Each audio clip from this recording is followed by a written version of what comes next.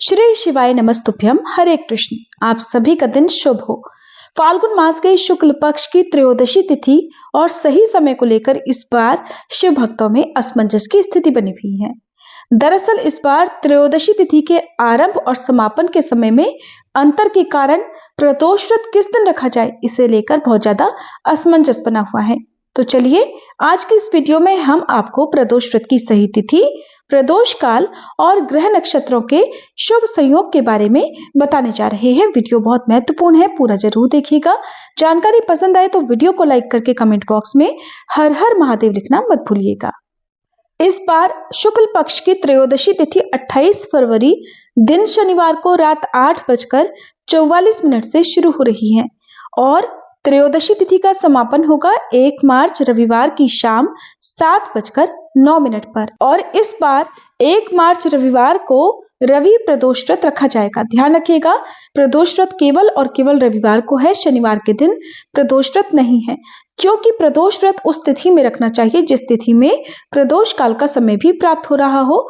और प्रदोष काल सूर्यास्त से 45 मिनट पहले और 45 मिनट बाद का समय होता है, यानी कि प्रदोष काल के समय त्रयोदशी तिथि विद्यमान होनी चाहिए, जो कि हमें सिर्फ रविवार को प्राप्त हो रही है। और रविवार के दिन ब्रह्म मुहूर्त सुबह 5:15 से 6:03 रहेगा। सूर्योदय होगा सुबह 6:52 पर, सूर्यास्त होगा शाम 6:26 पर। प्रातःकाल पूजा मुहूर्त रहेगा सुबह 5:32 से 6:46 तक। तो सुबह की पूजा आप इस समय कर सकते हैं। और इस दिन सबसे शुभ संयोग बन रहा है रवि पुष्य योग का, जो कि सुबह 8:34 तक रहेगा। वहीं शिववास नंदी पर रहेगा, जो कि शाम 7:09 तक रहेगा। और राहु काल शाम 4:30 से 6 बजे तक रहेगा। तो आज के दिन दो बहुत ही दुर्लभ और शुभ संयोग बन रहे हैं, रवि पुष्य योग और शिववास योग। तो रवि पुष्य योग को सुख, समृद्धि और सौभाग्य के लिए बहुत उत्तम माना जाता है। ध्यान रखिएगा, रवि पुष्य योग में उधार लेने या उधार देने से बचे, किसी का अपमान या कड़वे वचन ना बोले। और अगर सामर्थ्य हो तो आज रवि पुष्य योग में सोना, चांदी, रत्न, वाहन या नई प्रॉपर्टी खरीदना शुभ रहता है। रवि पुष्य योग बीतने से पहले पहले आपको ये काम करना चाहिए, जो आप अपनी सामर्थ्य के अनुसार कर सकते हैं।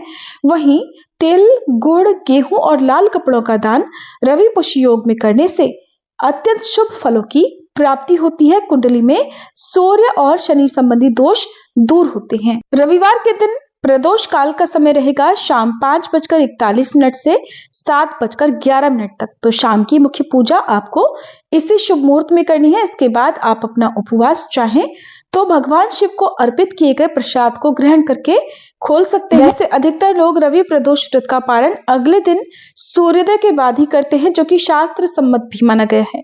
प्रदोष काल की पूजा करने के बाद भगवान शिव का स्मरण कर केवल सात्विक चीजों का प्रसाद आप ग्रहण कर सकते हैं।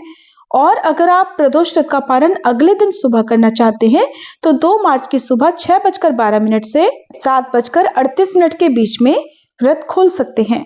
प्रदोष काल के दिन स्नान करके साफ स्वच्छ वस्त्र धारण कर पूजा का या उपवास का संकल्प लें। आसपास शिव मंदिर में जाकर शिवलिंग पर जल अर्पित करें, चंदन लगाएं, भांग, धतूरा, बेलपत्र, बेर फल आदि या मौसमी फल अर्पित करें।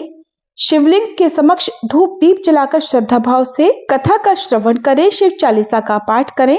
अंत में आरती उतारकर भगवान को भोग लगाएं।